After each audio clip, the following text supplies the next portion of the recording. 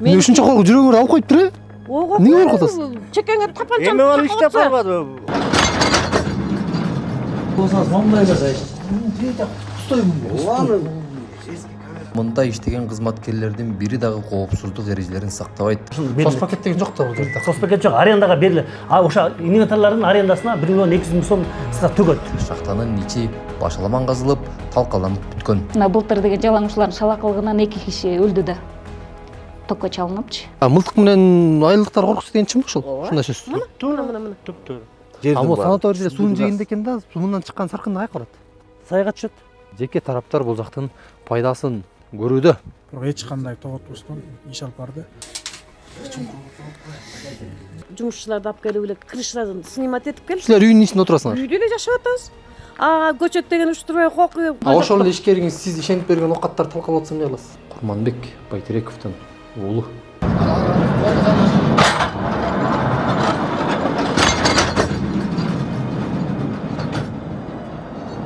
Биз Айтылуу Кочкор жергесиндеги туз шахтасына келдик.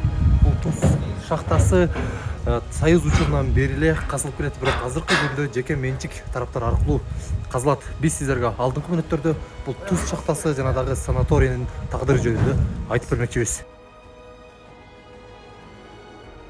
Шахта жана санаторийге жакын жайгашкан жергиликтүү элдердин айтымында мында иштеген кызматкерлердин бири дагы коопсуздук эрежелерин сактабайт. Шахтанын ичи башаламан казылып, талкаланып бүткөн.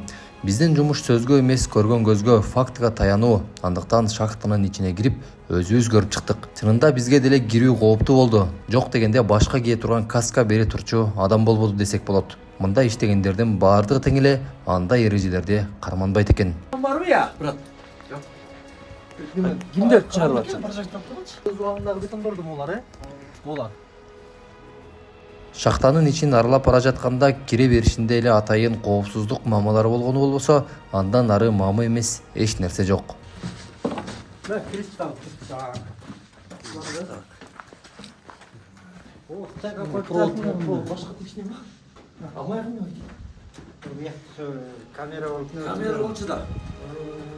Ал эми электр чубалгылары кадимкисиндей эле башаламан тартылган.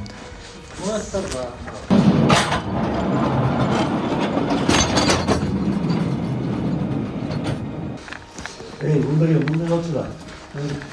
Bundan barçı. Aylar gelçiler. Ulardan onday bu kırlarına barçı. Kamera. Üstten ibotluğuna taktım. Emeleki vagaretlerine salıp. Març eğilde yollar oluşu. Rahatçıkta yollar oluşu. İzindek durulan yiyin. Emek kızlar. Eskilerden unutmayız. Avlar bolsanız mamdayla da işte. Eski kamera kılganda biraz unutmayız. Албетте, камерага карап ачык айта алышпаса да, мында иштегендер туздук казып алуу иштери эреже боюнча эмес, туш келди жерден казылып жаткандыгын айтышты.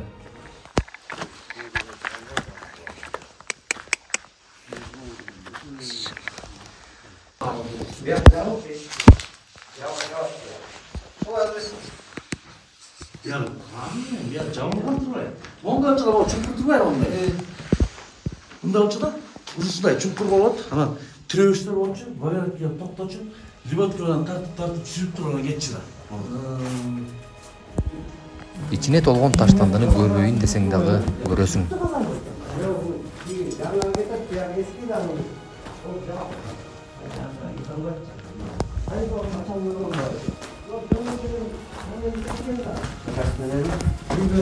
Ayda туруп турабы? Анан 60 тонна туз. 60 тонна. Бекер. Бекер да. Ал сос пакет эмес 1 миллион 200 миң. Ал бул инвентарлардын бул рельса атат. Мооларбы? Ошол мол айрыппыттын баласында ушунда. Жок бул сос пакети. Айрыппыттын баласында сос пакет деген жок бuyakta. Сос пакет берилбейт. Айрыппыттын баласында 12 инвентар бар. 12 бар. Тараз бар. Бул бункерлер бар. O vagonetke relsalar var. Üçüncü vardı. 12. Bir vardı, bir yılda. Ocanın arendası.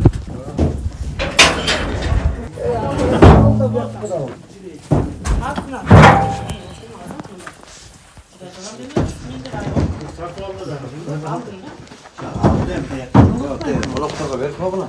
Тетигинен рельсач тепе чейин болчу. Тустары келип ондайдан 3 бар болчу.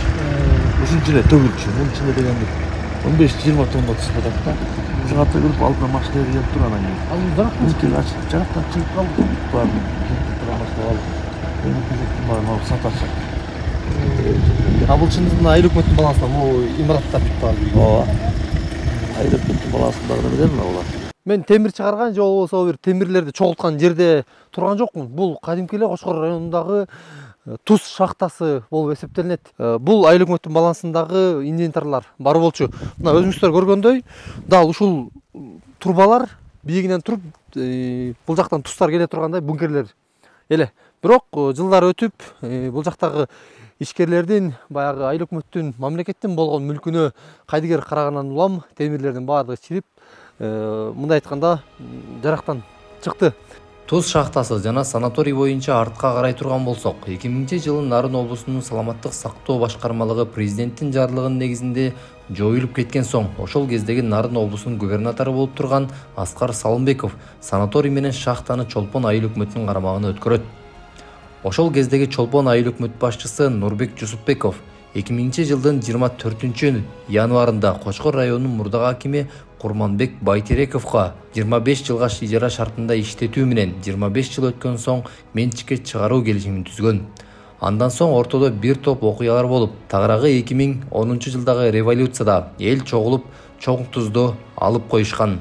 Ошентип Байтерековдордон айыл тургундарына чоң туз өтүп кеткен жайы бар. Бирок соттун чечими менен кайра эле Байтерековдор чоң тузга ээлик кылышып, бүгүнкү күнгө чейин иштетип келишет.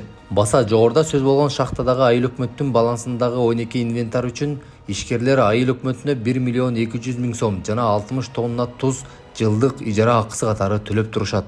Келишим негизинде иш жүргүзүп атат. Кошумча нерсе. Келишимде нелер каралган?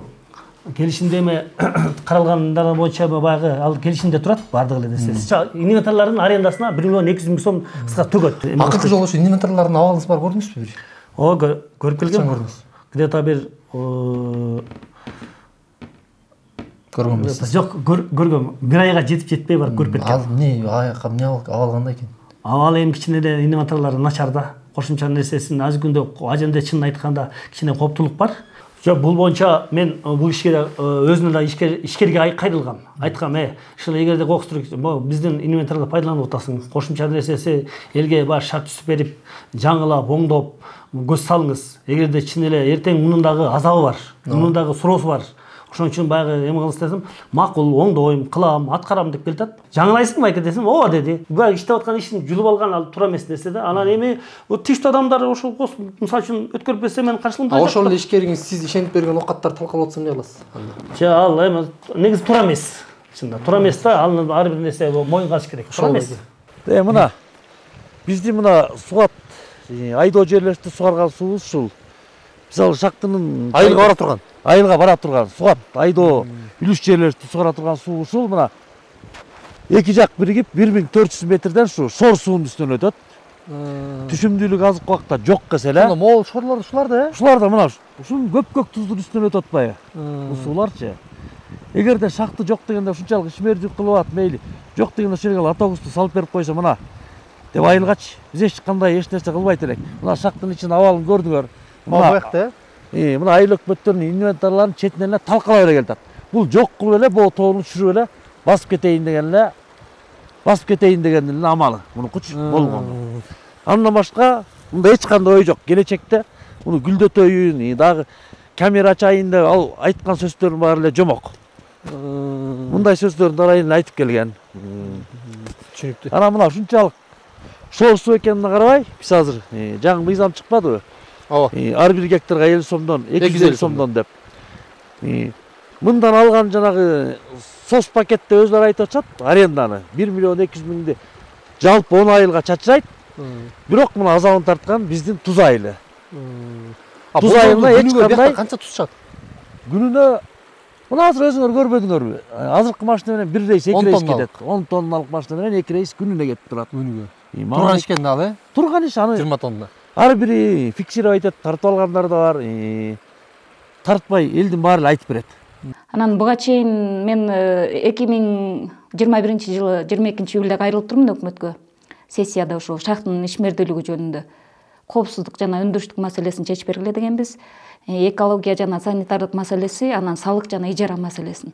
Бул жерден өкмөттөн таасир эмне? Бир гана ижараны өндүрүп атат, башка эч кандай. Ижараны 1 миллион 200 болгон. 2-3 жылдан бери ошо 1 миллион 200ге көтөрүлгөн. Ошо экини эми бөлүп сөйлөп иши кылып төлөп келатат. А быйыл менимче, билгенимче жарымысы төлөнө элек да, быйылкы жылдын эсебиненчи. А бул ошо акча менен бүт баарын акча менен чечип эле, акча менен эле болгон ишти бүтүрүп көнүп калган да. Бул депутаттык комиссия буга чейин барган да ошол шахтага. Шахтага ушул жанакы эмне болду азапта, эмне нарушениялар бар экен? Менин талабым боюнча мындай болчу. Эч кандай мындай эмгек келишими жок иштешет элдердин баарычы. Менин талабым ошол болчу, элдерди мындай договор менен, трудовой договор деген бар го, коопсуздук менен камсыз кылыш керек эле да. Мына былтыр деген жалаңычлардын шалакылыгынан 2 киши өлдү да. Токко чалыныпчы. Ошонун баары эле эме да, зыян да чындап эле. Анын башка карапайым киши болгондо баса калмак. Бийликтегилерчи. А булар акча менен чечип койду, акча менен бүтүрүп коюшту баарын. Анан санитариясы такыр каралбайт. Бүт мусор течактын баары. Тияктагы санаториянын ичинен чыккан туалеттин суусу, санаториянын кийин жана биотуалет турбайбы? Ошонун баары сайга куюп атат. Сайдан айылдын эли жер сукарат, антет ошо менен оокат кылышат да. Ошонун эч бир эчтекеси каралган жок. Бир эле ижара маселеси эле чечилип келди да буга чейинчи. А биз шахтанын өзү боюнча ар жактагы шахтанын ичинин болсо эч кандай эмеси жок эле, инженер андай мындай жок эле казып атат да, кыпкыргызча казып атат. А тоо кулап калат деп эч ким гарантия бербейт да. Туурабы? А эртең кулап калса эч ким башы да урбайт а жерге. Шор огуш бетер көбөйөт, элге эле зыян да, туздун элинечи. Азыр эле шор суудан жер сугарышат да. Анан тоо кулап калса аябай эле начар жаман эле болот да. Азыр ичинен мурун деген маршрутдор менен жанакынтип мейлетип антип мынтип аттырчу эле, азыр кирип эле кыпкыргызча эле атып атышат да.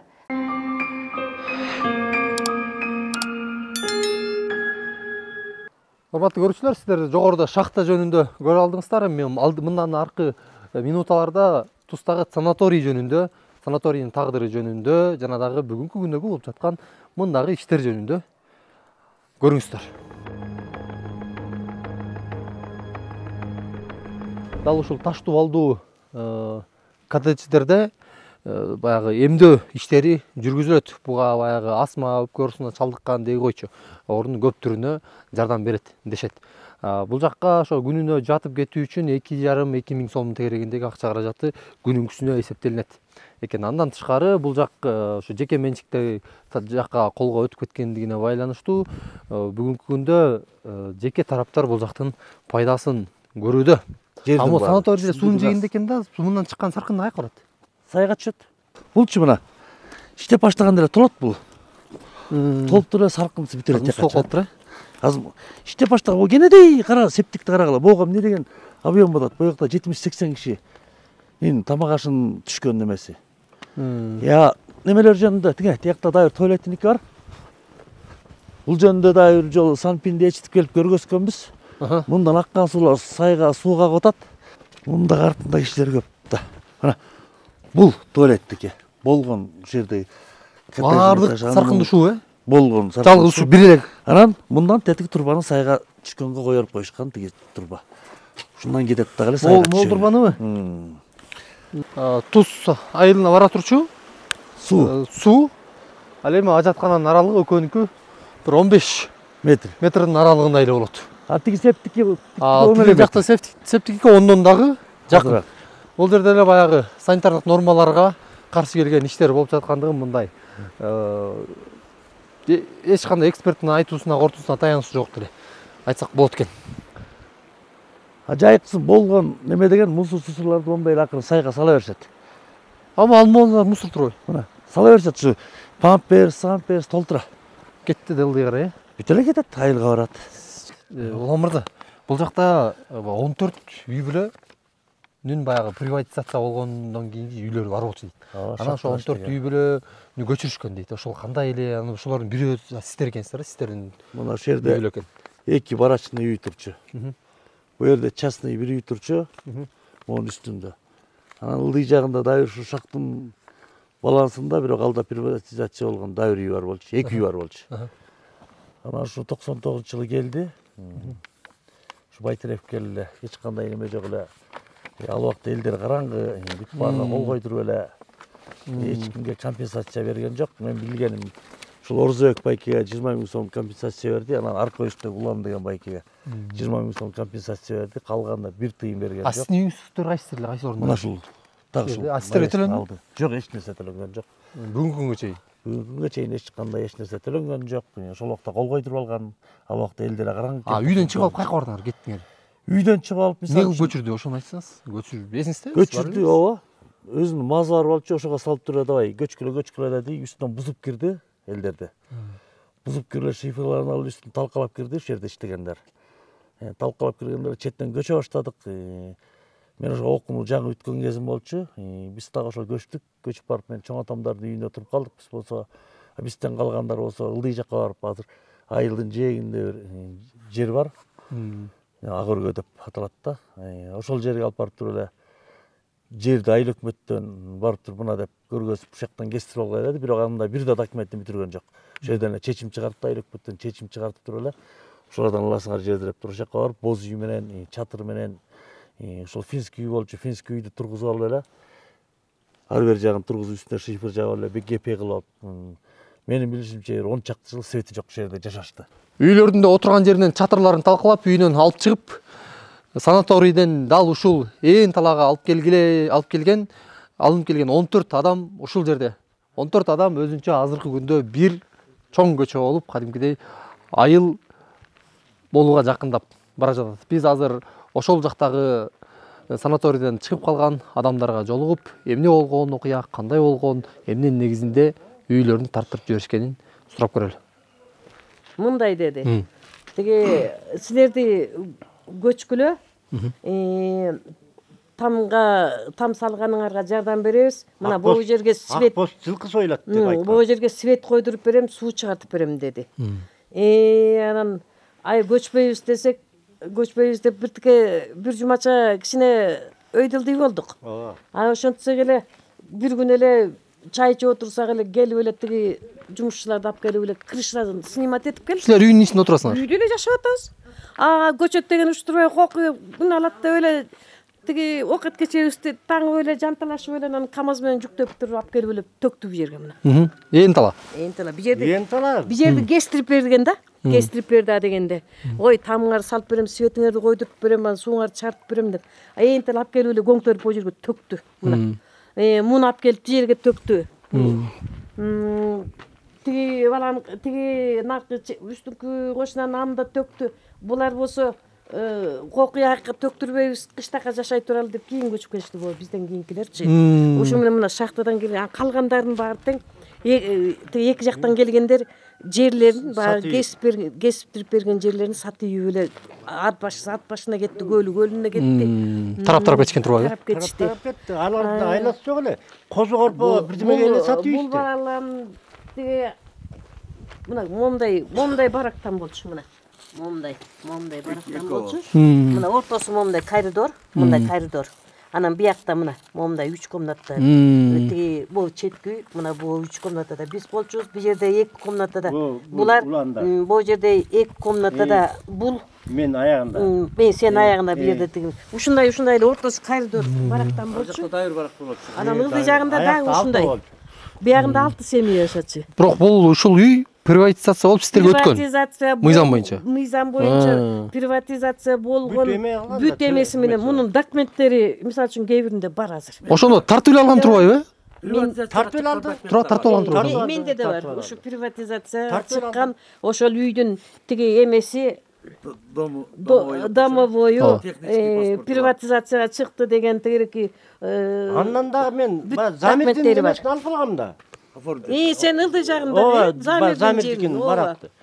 Алып анын баарын бир тыйын берген жокто. Жөн түртүп эле салбады. Тиги 1 тоннадан цемент беребиз, анан 300 сомдон акча беребиз деген 1 тонна эмес 1 килограмм цемент берген жок. Суу свет койдуруп бересиң, кийин аким болуп калды да.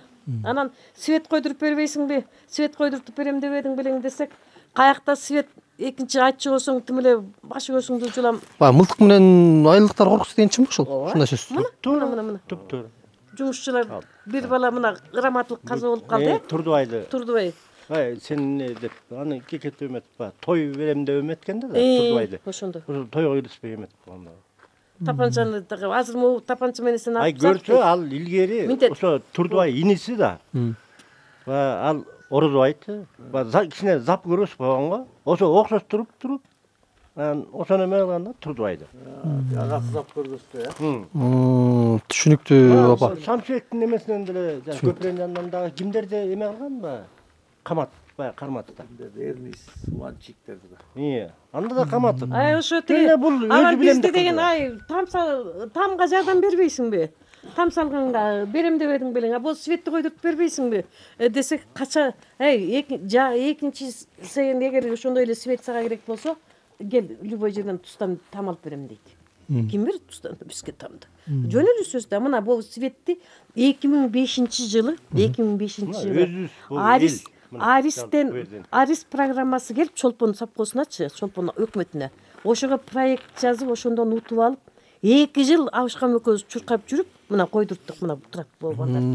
Ошо боорки пасынка, сасынка, балекет, салекет ошондон Карагайларды аргайсы жерден чукуп келдик. 200 миң сом акча бөлдү. Элестет 200 миң сомго эчтеке келбейт экен. Бул трансформатордагы жана Акылбек Жапаров тиги депутат болом деп келип, ошол жерге келип шайлап бергиле ал эле бул эле деп бул трансформаторду ошол Жапаров бөлдүрүп берген бизге. Момуну. Туурабы, э? Ооба. Түшүнүктүү. Беркини ал Андан башка деле болсо светти болсо, мына 2 жыл чуркап жүрүп Абышкан экөөбүз койдурдук. Мына боо балдар. аны да өкмөттөн эмес, Аристен койдурган турбайсыз. Аристен койдурдук, аякта өкмөттөн бир тыйын жардам болгон жок. Вообще. Арис программасын ошентип өткөзүп алып мына. Мына бул жанагы тетри. Азыр могу силердин ар бириңер канча сотиктен жер тийди эле? 20 сотуктан 30 сотуктан тийген. Документтери үйлөрдү бүттү беле? Бүтүрүп бердиби? Аны өзүбүз бүткөздүк, каякта бүтүрмөкпүз. Жакында бүттү. 20 жылдан кийинби? Эме кылып кеткен да, мына шактап түрлү кеткен да. Минтип туруп эле, э? Мына момундай түшүнсөң илим. Түшүндүмбү? Болчу мына. Бу жерди мына айтылган көчөнү түз эле кылып койсок деп эметилген да, анан чыканак боюнча кетсин деп туруп бу архитектурадан дагы баягы илгерки жол да бул. Ошо бойдон кете берсин деп туруп мына ушундай болуп калган да. Жерди кестирип берди да бизге болгон ушу жерди кестирип берди. Жөн эле чатта менен минтип эле берип кетти. Документти өзүңөр кийин бүтүрдүңөр. Түшүнүктүү, рахмат. Жөн эле чаттап сууну мына 3 эле жыл болду, балдар өздөрү касып антимитип тетиги Кичутустун башына чейин айылдын балдары, айылдын балдары өздөрү казып, балдар анан шлангысын каяктан биши кылып таап келишип, сууну өзүбүз эме кылдык, чыгардык. Түшүнүктүү. Ошол бул улан бүт баарын билет. Светте эчтеке эме кылган жок. Ал үйлөр болсо биздин намыбызда 1 гектар 40 сотый жер ошол жерде элдики. Жанагы жактагы санаторий деген. Санаториянын оту момундай. Сплошной бүт. Жөн эле тартып алган. Тартып алган жөн. Түшүнүктүү. Атыңыз, фамилияңыз? Кокуй, айтпайм, кокуйду өлтүрөт. Исаев Кадыркул эмне? Сиздикичи? Мен ушунча коркуп жүрөгүңөрдү алып коюп тур, Эмне коркуп атасыз? Чекеңе тапанчаны. Эме ал иштеп калбады. Мен ошол жерде иштедим, иштеп калды. Айтып берсем атыңызды. Муслимова Саткын. Рахмат. Түшүнүктүү аке. Ай, муну чыгарсаңар эми. Ай, кокуй, жалгыз балам бар менен бир жерден бирдеме кылып коркпомаса булай сактасын. Андай болбойт эми, ал заман өткөн да ал. Үй бүлөсү эмечи? Бул кишини үй бүлөсү бүт таанийт деп коркуп атат. Жана Кара Пара, жана Калдарбекчи. Асылбек, Аскар Баскар, Иван бүт баары таанийт. Ошондон коркуп атат. Урматтуу Аскар мырза, мына сизге кайрылуу айтып коеюн. Эгерде ушул жактагы үй бүлөлөрдүн же болбосо ушу менин эфириме ким интервью берсе, бирөөнө дагы бир кымдай да маселе болуп турган болсо, сөзсүз түрдө сиздер тараптан болгондугун белгилеп, биз сиздердин үстүңүздөрдөн тийиштүү органдардын бардыгына кайрылабыз. Жана дагы ушул эле учурдан пайдаланып, тийиштүү органдардын бардыгына кулак кагыш кылып айтып коюшубуз бар. Аскар Байтерековго чалып жатабыз. Азыркы Туз шахтасын жана Туз санаторийсин иштетип турган мурдакы Курманбек Байтерековдун уулу. Бул адамга байланышып, эмне себептен мында мынчалык баягы экологиялык жактан дагы, техникалык жактан дагы мыйзам бузуулар болуп жаткандыгы, деги эле санаторий кантип бул тарапка өтүп кеткендиги жөнүндө суроо берип көрөлү. албай жатат, дагы бир жолу байланышка аракет кылалы. Шахта жана санаторийди иштетип жаткан ишкер бизге интервью берүүдөн белгилүү себептерден улам баш тартты. Бирок ал ошол эле учурда 14 үй бүлөнүн үйүн мыйзам чегинде сатып алгандарын, жыл сайын мамлекетке салык төлөөрүн, андан тышкары 1 миллион 200 миң сом жана 60 тонна тузду айыл өкмөткө берерин белгиледи. Мындан сырткары чоң тузду мындан ары иштетүү же иштетпөө боюнча маселени ойлонуп жатканын жашырган жок. Урматтуу көрүүчү, биз сиздерге чоң туздагы болуп жаткан кырдаалды көрсөттүк. Мындан аркы окуянын өнүгүшү укук коргоо органдарында.